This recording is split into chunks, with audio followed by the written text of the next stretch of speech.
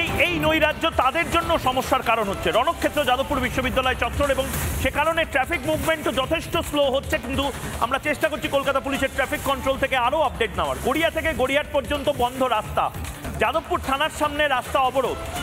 এই আপডেটগুলো এসেছিল, কিন্তু আবারও বলছি এই আপডেটগুলো মিনিটে মিনিটে চেঞ্জ হচ্ছে। আনোয়ার শাহ কানেক্টর পর্যন্ত যান চলাচল ব্যাহত।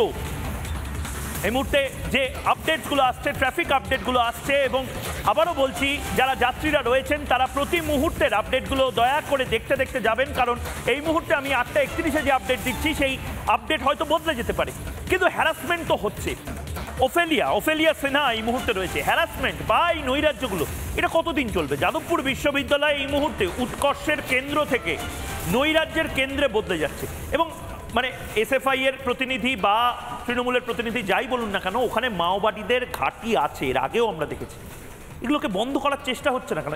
এই জিনিস কতদিন চলবে? ওফেলিয়া বন্ধ করার চেষ্টা করতে ওরা চাইছে না, তার কারণটা অনেকটা গভীরে গিয়ে আমাদের ভাবা উচিত।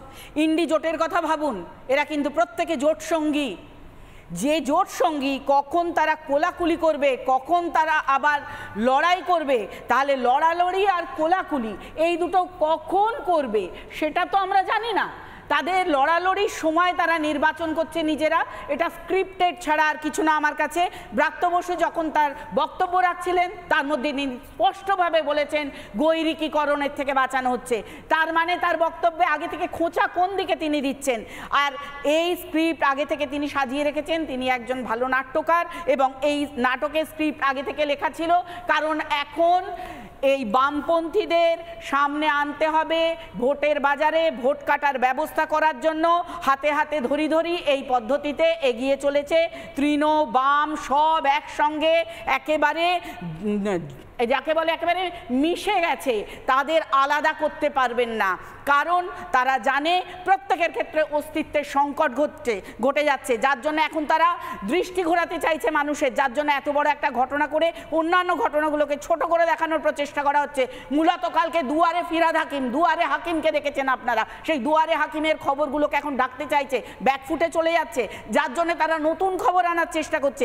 এবং সেই নতুন খবরের মধ্যে যে নাটকের পটভূমিকা লেখা হলো তার মধ্যে প্রথমেই দেখুন এই রাজনীতির ক্ষেত্রে তারা কিন্তু বলছে কি, ব্রাত্য বসু যখন বাইট দিয়েছেন সেটা ভালো করে আপনারা বিশ্লেষণ করলে পাবেন, বলেছেন আমি বলে দিয়েছি কোনো পুলিশের দরকার নেই, কারণ পুলিশ থাকলে ঘটনা ঘটবে না। কেন লাগবে না পুলিশ? উনি যখন বিকাশ ভবনে ঢোকেন তখন হাজার হাজার পুলিশ নিয়ে ব্যাটালিয়ন নিয়ে। আজকে নানা ধরনের কন্টেন্ট দেখার জন্য লাইক করুন, শেয়ার করুন আমাদের ফেসবুক পেজ, সাবস্ক্রাইব করুন আমাদের ইউটিউব চ্যানেল। পাশাপাশি অন্যান্য ব্রেকিং নিউজের জন্য অবশ্যই চোখ রাখুন রিপাবলিক বাংলায়।